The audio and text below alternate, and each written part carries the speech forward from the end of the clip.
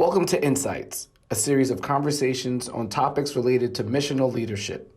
In each episode, Walker Leadership founding director Steve Lawler interviews subject matter experts as they share insights from their field that will strengthen the practice of missional leadership. Father Chris Collins is the assistant to the president for mission and identity at St. Louis University, where his research and teaching are in the areas of systematic theology and spirituality.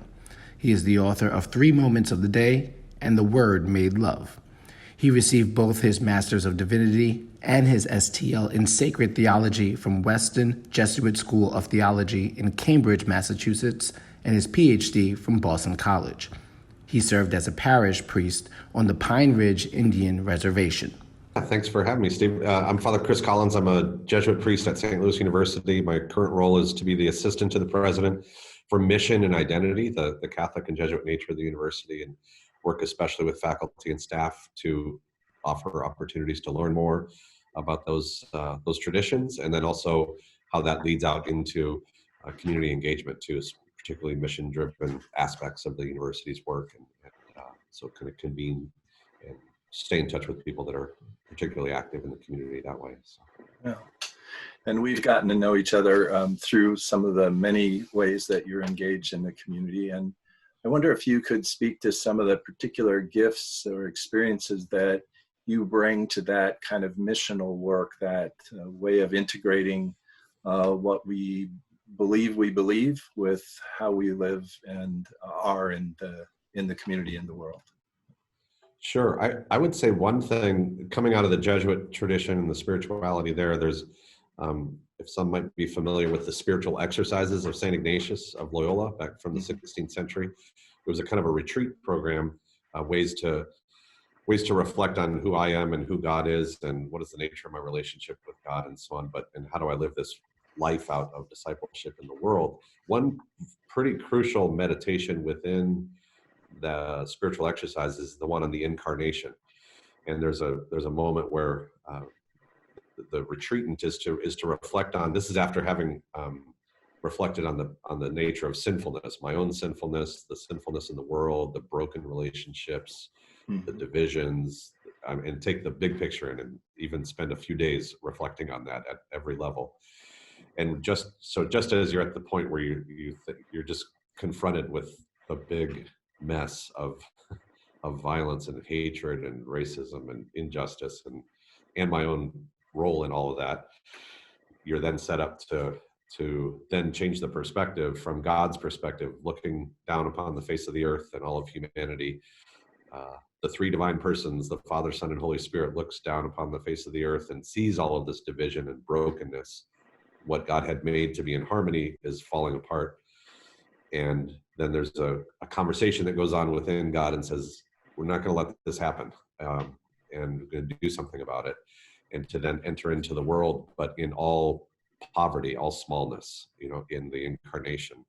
So that little imaginative framework of the incarnation from God's perspective, seeing the massive needs and despair in so many ways, in some ways of humanity, but choosing to enter into it not from a place of strength, but one of great poverty, actually, and apparent weakness. So that is a very crucial, I think, way of seeing the world, certainly for any Christian, but in a unique way with that retreat experience and contemplative experience that continues to shape. Probably it's kind of in the background of the way I when I'm at my best, I'm trying to see the world that way too. And then how can I be a part of that mode of entering into the brokenness, trying to be imitating that way of God, coming in poverty and weakness, and then bringing about some communion and some redemption too, and being a part of that process of redemption.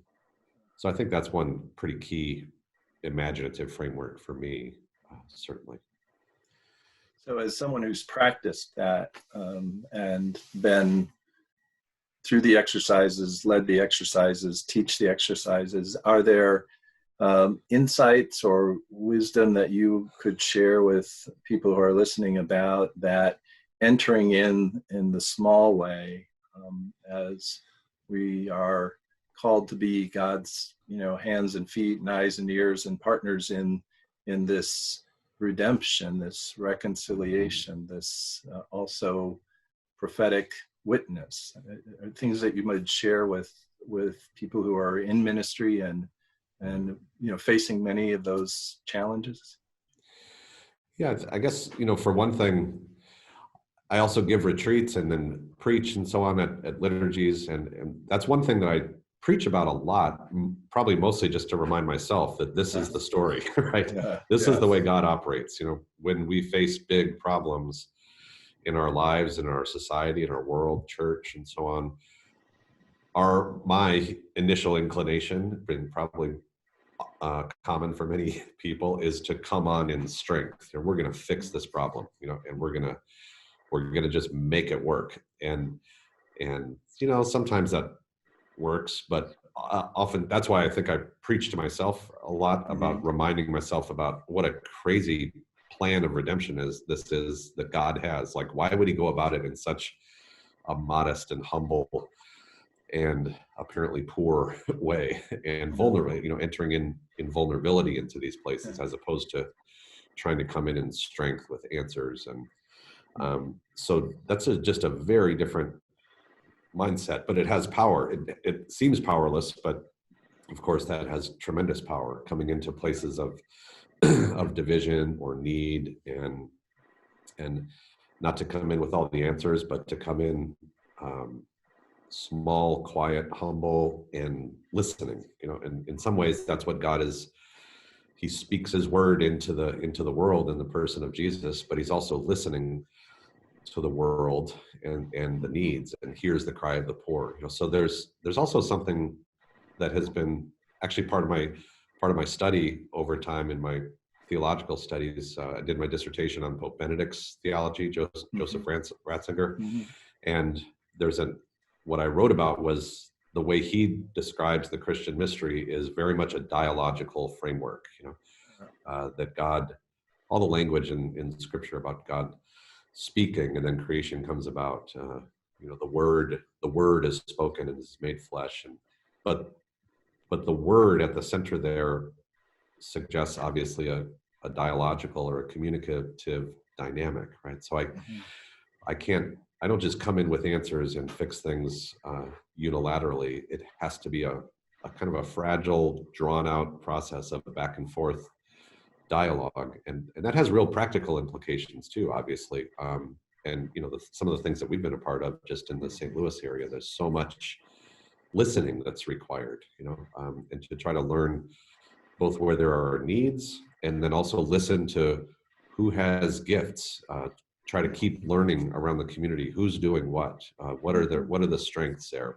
What would happen if this person or that entity started talking to another entity, and have the same concern for the needs that are in their region. And what if we just created space? In some ways, that's what I've tried to do a fair amount of, even in my role at the university, is to create space for people to come together and that have shared concerns and gifts and weaknesses too. Like, some people try to do everything.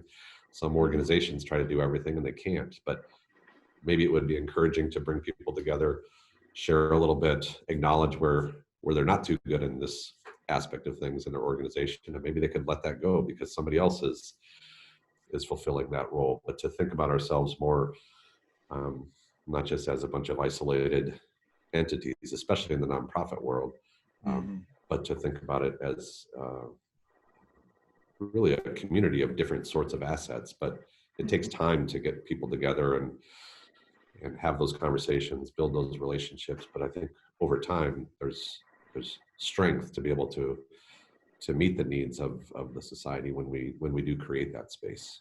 And I've certainly seen and been a part of a number of things you've convened.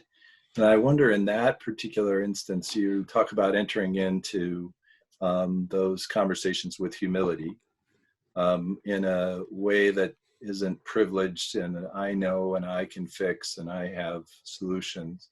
Are there other things that you invite in people when you're calling together, whether that's a group of students engaging in theological reflection or retreatants or people in the community who are, we've had a connection around returning citizens, people who care to be partners to those citizens who, are often under-resourced and challenged and kept out of all kinds of common opportunities. So, things that you would pass along that helps in that invitation to convening. Yeah, I think there's different versions of it.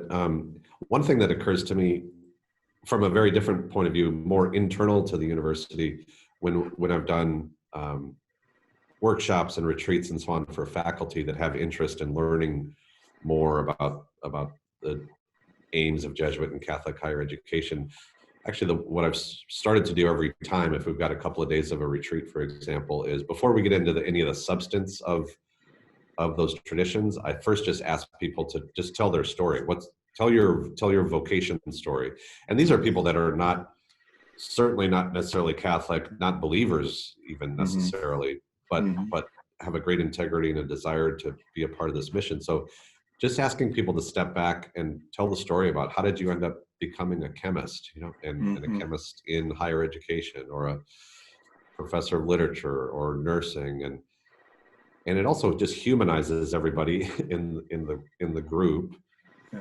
And sometimes it is surprising to the people, even as they tell their story, like, I never really thought about this in this mode of a vocation, in a sense, or a whole trajectory of life. It's been also professional and driven, and get through the dissertation and get a job and get tenure and career advancement, but to have a sense of mystery about how did I ever get here, and who have been the influences in my life, and what have been the obstacles. There's something, this is nothing new, but I just find it so invigorating, that practice of bringing a disparate group of people together and then just ask them to tell the story about how they ended up here. And then even in the telling of the story, there's like they have a sense of wonder about their own pathway, but they also hear other people in similar but different ways. And there's there's a kind of communion or set of relationships that starts to get built that's unique. And then they're opened up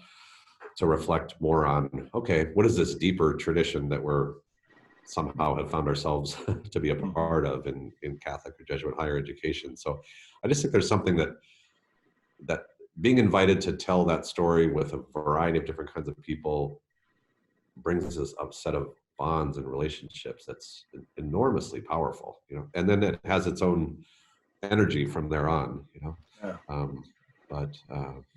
So that's I think one really simple kind of practice, and even in the say the nonprofit sector, in small versions of trying to convene a variety of people, let's say around returning citizens, people coming out of incarceration, and the different nonprofits that work in those places, as well as our faculty that work in those spaces. It's really helpful to just give people a chance to say, well, who are you, and what's your organization all about, and what's the story, how are things looking right now, and before getting to any problem solving, just tell the story and build up that sense of it. And it has its own energy to build up that sense of community.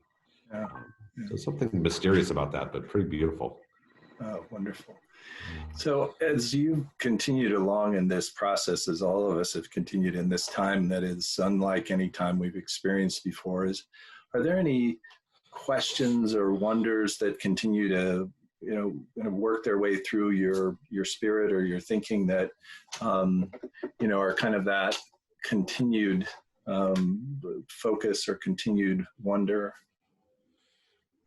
Yeah, boy, it's obviously our setting now is just totally unprecedented, and the uncertainty of what's ahead and the magnitude of the needs that are just going to be unforeseen. Even it's so overwhelming and can be paralyzing, I think.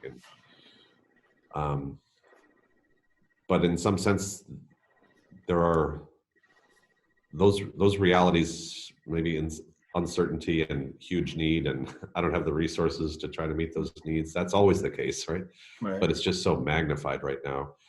But I think it's the same process or the same approach that's probably called for is take time. We were talking earlier about how important it is to take time, whether as an individual or as an organization, to step back from the massive needs and the tasks that are ahead of us, and to pause, to reflect, and to see on a very limited basis, how has this day gone?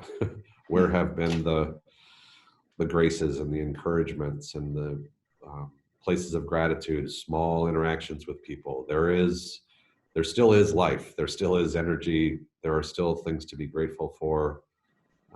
But stepping back and taking that time, whether it's personally or organizationally, and especially in the micro elements of things, is, I think, extraordinarily helpful. And it builds up a sense of, I think, some encouragement.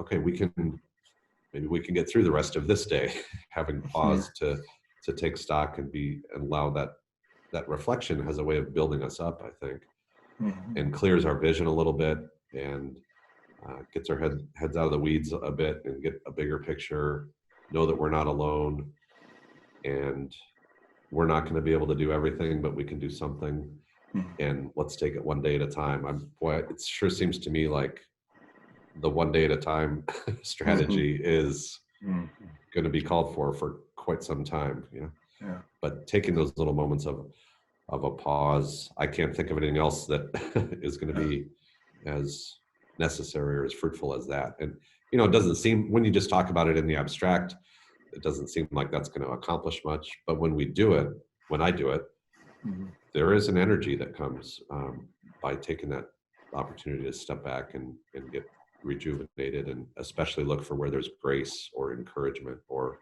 life or freedom and so on, and then build on that moving forward. Yeah. And that one of the surprises for many people with viewing the play Canfield Green, that was about the slaying of Michael Brown and the various people that were part of that story, was how strongly it called people to self-care and renewal, and just what you're talking about, and certainly I'm sure people who've been very active and engaged in work in the community, and there were a number of sad instances in that work and that uprising where people just hit the wall, or really couldn't continue to find themselves and their strength in continuing to do the work. And so what you're talking about, to me, it's very simple to talk about, and yet nothing is more critical if one wants to be available to do the work over the long haul. Right. Yeah, and I think there can be real temptation in things when I have a real passion to confront an injustice or something that's off or wrong in our society, and that passion is holy, but it can also get distorted. When I have a sense of, things can get twisted along the way. The sense of urgency is real. The passion, the thirst for justice and things like this are very real, but they can also be twisted to become very focused too. Like, I have to get this done. Nobody else is doing it. And if I fall into that trap of I'm the only one doing this kind of work, and that can turn into bitterness and resentment and anger, and it's just deadly. It's toxic, and that will certainly lead to burnout, I think. But that's why I think something about that, about tempering the urgency about the needs that are there with taking time to actually learn what other people are doing. And I don't have to do everything. I can do something, but it's encouraging to know there are other people laboring as well. And for all of us in a community to kind of take a little bit of time to, in modesty and humility, listen and appreciate what others are doing, and that I don't have to do everything, that's going to give me energy to keep moving along, because I know that I'm not doing it alone. I think that's a really important practice, and leads to some more peace, and that sustains us for the long haul too. But that requires modesty and humility too, to know that I feel this one passion, but I'm not the only one doing this either. I'm just doing my little bit. And so that's a kind of a conversion along the way that's important too, I think, probably. Yeah. And I can see how that also, because one of the, I think other things that, I have experienced and others have experienced is a feeling at times of almost despair that, the mountain becomes so big, and there's, Right. How can I, or even the group that I'm, working with, how can we really, dismantle racism? How can we really Right. confront economic injustice? How can we deal with, COVID-19? And so what you're talking about seems to me like it has some real power for those moments when the whole thing seems too big, and then to return again to this is the piece I can do today faithfully, and I'm not alone. I'm not trying to climb this mountain alone or to take on these unjust systems alone, but there are others. Which our sense of the body of Christ is as this connective group of different gifts, different roles. But it sounds I hear in what you're talking about a call to take that time and just be grateful for the work there is to do that day and the others who are doing it, and also not to let it get to be too much, too overwhelming. Right. And I think another just framework or image for me that comes out of the Gospels is certainly very fruitful to go back to again and again, and those different versions of the story of feeding of the multitudes, where after a day of preaching and things have gone well, and Jesus has these massive crowds in front of them, and the disciples saying, okay, this has been great. The preaching really went well. Now send them away, and they've got to go find some dinner for themselves. And he says, no, let's do it right here. But just even that, the massive hunger in a very small way, there's no way we're going to be able to feed all these people. It's impossible. And then he says, well, what do you have? Bring forward but he does it as a small community too. I think there's something great about that, when asking bring forward what you do have, and or it's not even worth bringing forward. This is pointless, but bring it forward. And then he thanks the Father for these meager gifts that are there, blesses them, and uses them to distribute. And I just, that dynamic of that story, I go back to again and again, because I think that's also a very practical version. Like, we're never going to get any of this done. What do you have? Bring it forward, and don't be bashful about thanking God for the meager gifts that are here, because God can do something with this, and if we do it together too, that much more, God can work things through in ways that we could never imagine. And that's another one of those go-to imaginative frameworks for me. Certainly. Yeah. Well, Father Chris, thank you so much for taking this time today. I know how busy you are. I really am grateful to have time with you always, but I'm particularly grateful today for what you've shared. We hope you have enjoyed this episode of Insights. For more information about the series, or to learn more about the Walker Leadership Institute at Eden, you could find us on the web at www.eden.edu in the Walker Leadership section. Or you can contact Steve Lawler directly at 314-918-2628.